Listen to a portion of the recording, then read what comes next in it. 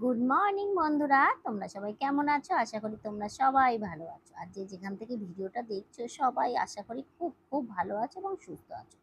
আজকের ভিডিওটা আমি এখান থেকেই শুরু করছি। আর এখন কটা বাজে বলো তো? প্রায় 6:45 মতো বাজে।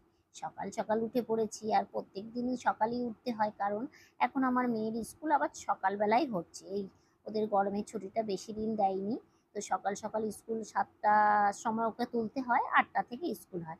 তো আগে আমি উঠে ফুল তুলে সংসারের কিছুটা কাজ গুছিয়ে নিই, তারপরে ওকে ডেকে ওকে স্কুল পাঠিয়ে বাকি কাজগুলো সেরে তারপর আবার ওকে আনতে যেতে হয় 10টার সময়। 10টা 5-10-এ আমি বেরিয়ে পড়ি। 10:30, কোনোদিন 10টা 20-তেও স্কুল ছুটি দিয়ে দেয়। এত গরম রোদ্দুর না। আর বেলাতে স্কুলে ওদের ওই ঘরে, স্কুলের ঘরগুলোতে থাকাই যায় না।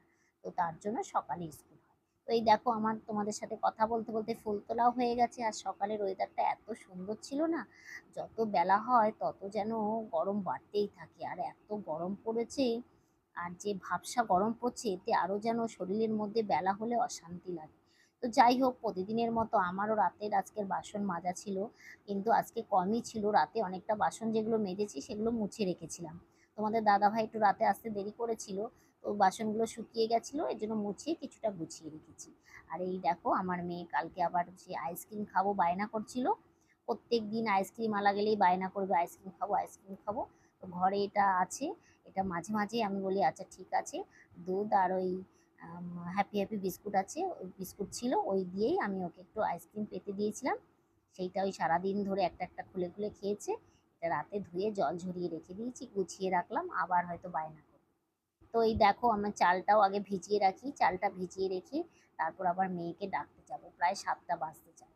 আর চালটা ভিজতে ভিজতে ওকে ছেড়ে দিয়ে তারপর আবার চালটা ভালো করে ধুয়ে ভাতটা বসিয়ে দেবো। আর চালটা ভিজিয়ে রাখলে কেমন নোংরা জল বেরোয়, সেটা তো আগের দিনের ভিডিওতেই তোমাদের বলেছি। তোমরা অবশ্যই আধ ঘন্টা আগে চালটা ভিজিয়ে রাখবে। আর ফ্রিজে আগের দিন কিছু মাছ আনা ছিল, তো আজকে সেই মাছটাই রান্না করব। সব মাছগুলো খাওয়া হয়ে গেছে, একটাই মাছ আছে, এটা হচ্ছে চিংড়ি মাছ আনা ছিল।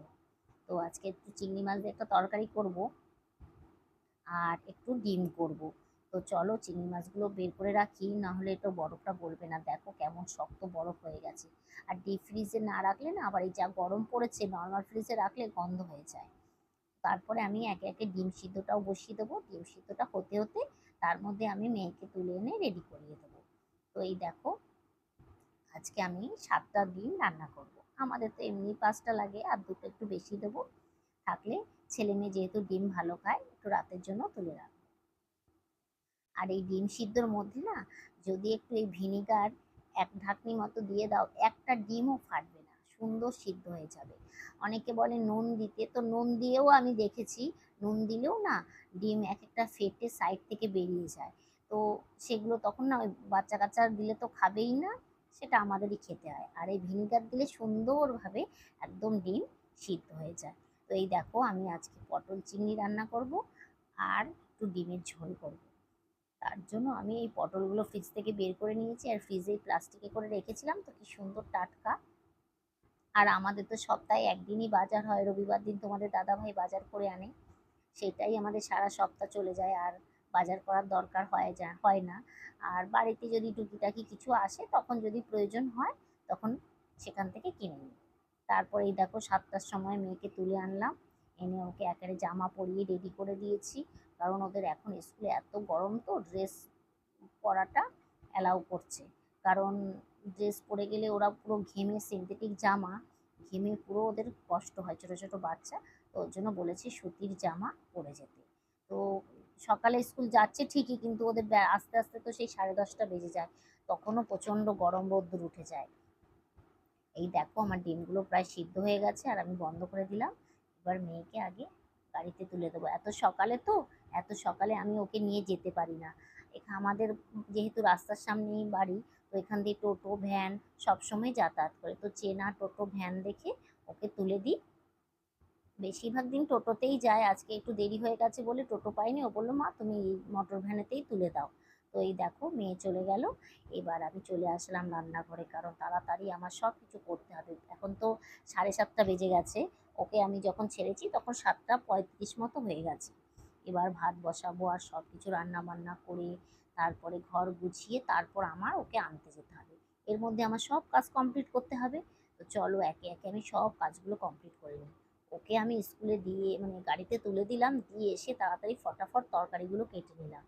কেটে নিয়ে তরকারিগুলো সব ধুয়ে গুছিয়ে নিলাম। আর এদিকে ভাতটাও বসিয়ে দিয়েছি, ভাতটা উতল আসলে তারপর বন্ধ করে দিই। এই দেখো তরকারি আমার সব ধোয়া হয়ে গেছে। আর আজকে আমি রান্না করব এই যে পটল চিংড়ি, এর জন্য পটলও কেটে নিয়েছি। আর কয়েকটা ভাজা করব মেয়ের জন্য। আর ওদিকে ডিম আলুর ঝোল করব বলে সেই ডিম আলু আর মশলাগুলোও কেটে নিয়েছি। ভাতটাও প্রায় হয়ে গেছে। আর এই দেখো তোমাদের বলেছিলাম না, ভিনিগার দিয়ে ডিম সিদ্ধ করলে একটা ডিমও ভাঙবে না, ফাটবেও না। তো এই দেখো সব ডিমগুলো আমি একে একে ছাড়িয়ে নেব। আর এটা ভিনিগার দিয়ে সিদ্ধ করলে না ডিমগুলো ছাড়াতেও খুব সুন্দর, খোসাগুলো খুব সুন্দরভাবে উঠে যায়। আর যদি এমনি সিদ্ধ করা হয় অনেক সময় খোসাগুলো মানে উঠতে চায় না, লেগে লেগে যায় ডিমগুলোর মধ্যে, আধ খাপচা আধ খাপচা হয়ে যায়। তারপর ডিমগুলো যেই সব ছাড়ানো হয়ে গেছে, আর চাকু দিয়ে ডিমগুলোকে একটু কেটে নিলাম, কারণ ওর মধ্যে নুন ঝালটা বেশ ভালোভাবে তাহলে ঢুকে যাবে। এবার একে একে রান্নাটা করে নেবো। আজকে বেশি রান্নার চাপ নেই, দুটো তরকারি আমি করব, মানে পটল চিংড়ি আর ডিমের ঝোল। তো এই দুটো করতেই আমার অনেকটাই টাইম লাগবে। আর একটু আমের আচার আছে, সেই ঝড় হয়েছিল যখন তখন ওই আম পড়েছিল অনেক, তো সেই আমগুলো কুড়িয়ে রেখে আর সেই চিনির রস ছিল সেই দিয়ে একটু জাল দিয়ে রেখেছিলাম।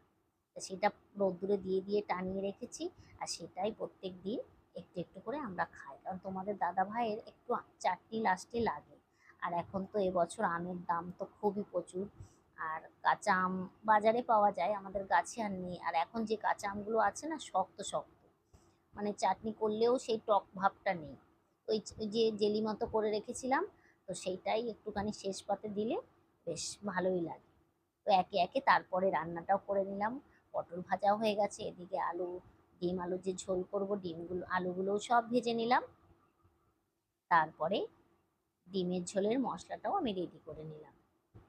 আর এই ডিমের ঝোলটা না আমার ছেলে মেয়ে তোমাদের দাদা ভাই খুব ভালো খায়। আর চন্দ্রমুখী আলু দিয়ে আজকে ডিমের ঝোল করলাম, এত সুন্দর হয়েছিল কি বলবো বন্ধুরা। আর লাস্টে একটুখানি কসুরি মেথি দিয়ে দিয়েছিলাম, তার জন্য আরো দারুণ হয়েছিল। আর পটল চিংড়িটা তো সবাই চেটে পুটে খেয়েছে, এত ভালো হয়েছে। তো এই দেখো আমার রান্না প্রায় কমপ্লিট তোমাদের সাথে কথা বলতে বলতে। এই দেখো আমার ডিমের ঝোলও রেডি, আর এদিকে পটল চিংড়িও রেডি। আর এই দুটো পটল ভেজে রেখেছিলাম, মেয়ে একটু ভালো খায় বলে তাই ওর জন্যই করে রেখেছি। আর আমাদের এই মানে পটল চিংড়ির ঝোল আর ডিমের ঝোল দিয়েই হয়ে যাবে। তারপরে সব কিছু পরিষ্কার করে নিতে হবে। এই দেখো গ্যাসের কি অবস্থা। তো এই প্রত্যেক দিন আমি রান্না করার পরে সব তো তেল চিটে হয়ে যায়। যদি একটা কাপড় দিয়ে মুছি জল দিয়ে, তাহলে না ওই কাপড়টাও তেল চিটে হয়ে যায়।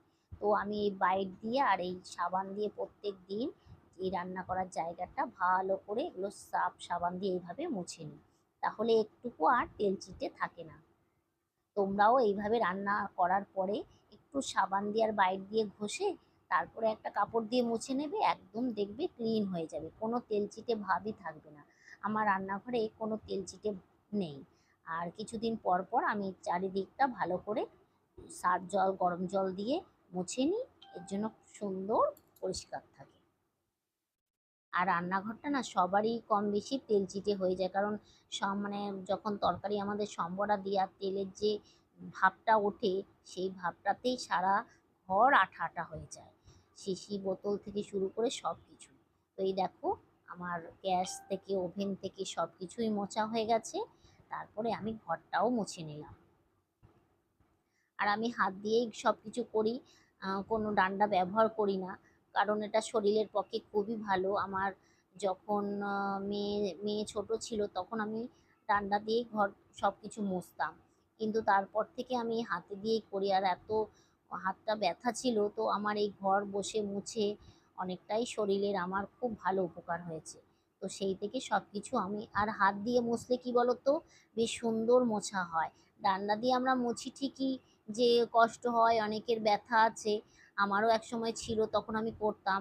তো আবার ভাবছি একটা আনবো, কিন্তু রান্নাঘরটা আমার না হাত দিয়ে না মুছলে কিছুতেই পছন্দ হয় না।